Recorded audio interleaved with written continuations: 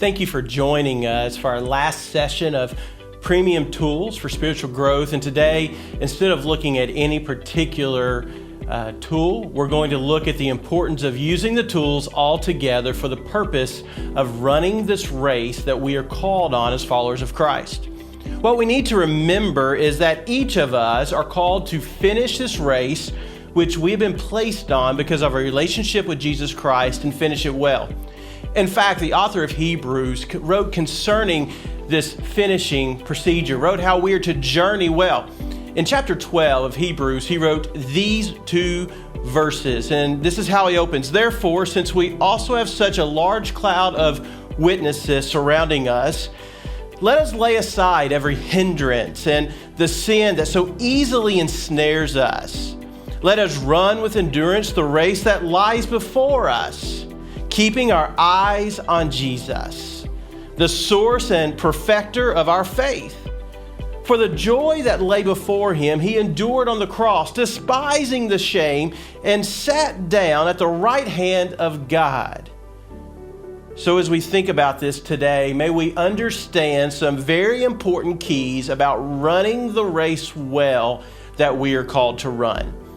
So I think the first thing we need to recognize that the spiritual tools that we understand to be these various disciplines provide the backdrop by which we can recognize and understand how these verses point to some very important keys for the race. Some keys for the race. So what are the keys for the race? Well, first of all, we need to look to those who have run the race before us. This means that we look at the legacy that is left behind by those who have previously followed and served the Lord. We can look at biblical individuals. We can look at the text and find individuals like the Apostle Paul or Daniel who have been faithful to the Lord as they served him and followed him faithfully on their journey. We can look to individuals in church history like Martin Luther or John Calvin. We can look to individuals who we even know in our lifetimes like Billy Graham, who served the Lord faithfully and ran the race well. And as a result, you and I must also understand that we look to their example, see how they navigated life, and find encouragement of how the saints before us have journeyed with such faithfulness. And so one key for you and I to run the race well and to pursue the finish line is to look at those who have already crossed it and find motivation and find examples of how we are to run well. That is truly that great cloud of witnesses that exist for us that show us how to journey on this race. The second key is not only to look at these individuals who have been before us, but it also is to put off any hindrance. Now, when we put off any hindrance, it's the idea of removing any weight that would want to keep us from moving forward.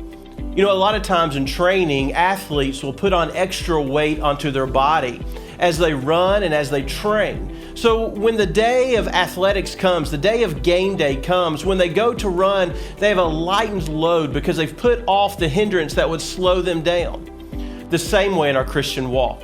We need to look at the vices and the temptations that would be a hindrance to us that would keep us from faithfully following and journeying toward the finish line. We need to identify the things that slow us down and find a way to push them and lay them to the side.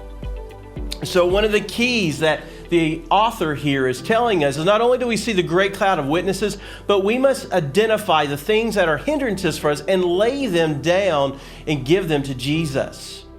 The next key is to identify the sin that is there and to battle against it. The author separates hindrances from sin. Hindrances may be things that tempt us, but we have not participated in yet. They could be the things that slow us down because they are appetizing to the eyes and to the flesh. But he's also saying battle sin, the places when we are in rebellion to God, when we're going against him. He's telling us to battle that we do not fall prey and be ensnared and trapped. And that's different than being hindered, because when we're hindered, we are just slowed down. When we are ensnared, we are then trapped. And so the writer here is reminding us that we must battle against being stopped and ensnared and being basically held from following and finishing the race God has laid on us because of the sin of rebellion in our lives. He says, battle that. So I think 3 critical keys if you and I are going to journey well for Christ as we pursue the finish line is that we look to the example before us run by others. We look at what is hindering us and slowing us down and lay it aside. We look and identify the sin that we need to battle against and go to war. Once we identify these keys in our life, once we begin to put these as practice in our life, we then need to see the actual journey of the race. We need to see the journey itself of the race. So what does that look like? Well, that means when we journey is actually the activity of running that race. And that begins with we have to participate and run with endurance. Endurance means that we understand that the Christian walk, the Christian life is not a sprint. We are not in the 100-yard dash to eternity, but we are on a marathon. And that is because we recognize that every day we live, we need to be enduring to follow Jesus, enduring to run a race that draws us closer to that finish line. Now, endurance is not just something that we automatically have, but it's something that we achieve through life, through suffering, through joy, through experiences, through trusting in Jesus more and more every day. It also comes because we become to the place where we lean on Him more and trust in Him. So when we journey, it is a race of endurance that we must have. I think the second thing is not only do we run with endurance, but we must run with focus. The author here said, focusing on Jesus. When we run, our attention must be on the destination. It must be on the finish line. When I ran cross country, I remember when we would get toward the end and we could see the finish line, the coaches always told us, when you speed up, look to the finish line. Don't look down at your feet. Don't look back. Because if you looked back, you would actually slow down as you would see the people gaining on you. If you look down, you would find yourself not motivated, seeing that you can make it, but also be more apt to trip and to fall because your focus is not where it's supposed to be. But the reminder was to focus on your destination. And if you focused on the destination, you're able to run with more swiftness. You're able to be more diligent and faithful, and you can see that there is victory. The same way in our Christian walk. We must focus upon Jesus, knowing that that is our goal. That is our finish line. And our attention there means that we are destined to run toward it. And how do we do so? With trust. Meaning that we are trusting in Jesus every step of the way. We're leaning on Him when we face the valleys and the hills of life that are difficult. When we face the new challenges, we're leaning into Jesus saying, I trust you to see me through. I trust you to give me the strength. I trust that you're with me and are not abandoning me. So when we run, we have a constant running partner, and that running partner is Jesus. And so notice something. We need to understand the race. We need to see those who have run before. We need to identify the things that may keep us from running well.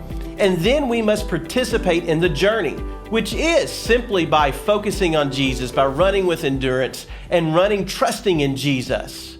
But if that's the case, I think the third thing is we have to finish the race. It doesn't count unless you finish.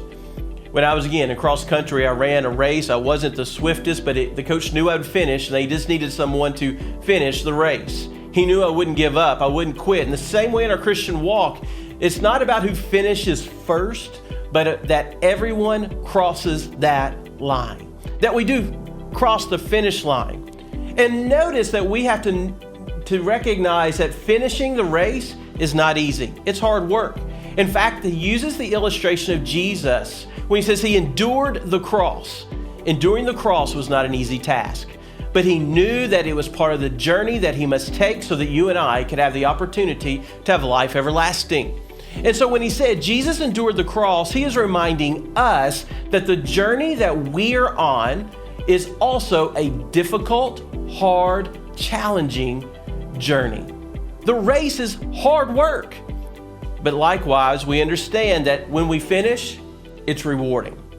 It's not just that it's difficult, but that when we cross that line, it's rewarding.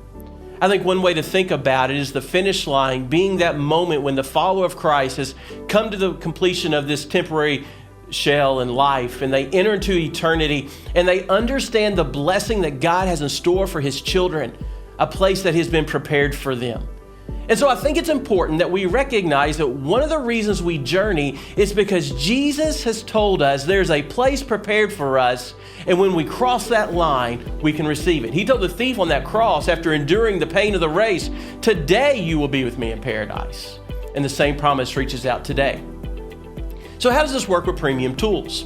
Well, spiritual disciplines, or the premium tools that we have discussed, aid us in building the endurance and staying focused on Jesus and running the race that is before us.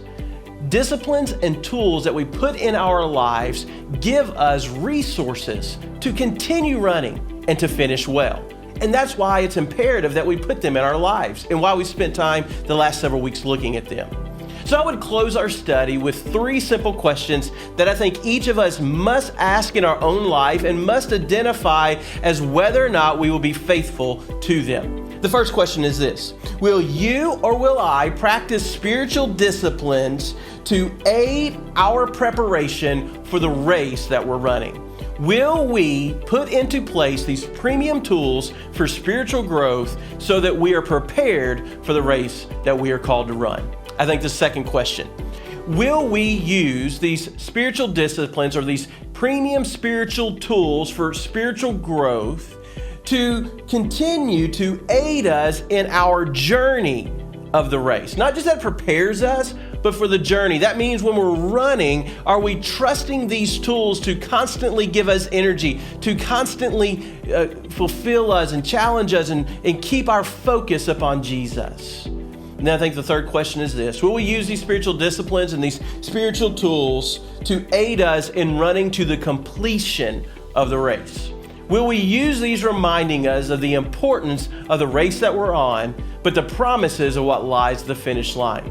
Will we understand it as the guidebook and as the way that helps us understand how to take each step as we pursue Jesus? I hope you've enjoyed the last several weeks looking at various tools of spiritual growth that we often call spiritual disciplines that can help us grow and mature in our faith. And may I challenge you to be journeying well, to running well, and focusing upon the finish line. I hope that you have enjoyed this time of looking at your own life and saying, these are areas I could grow and develop. And I challenge you to get on the race, run the course, and finish well.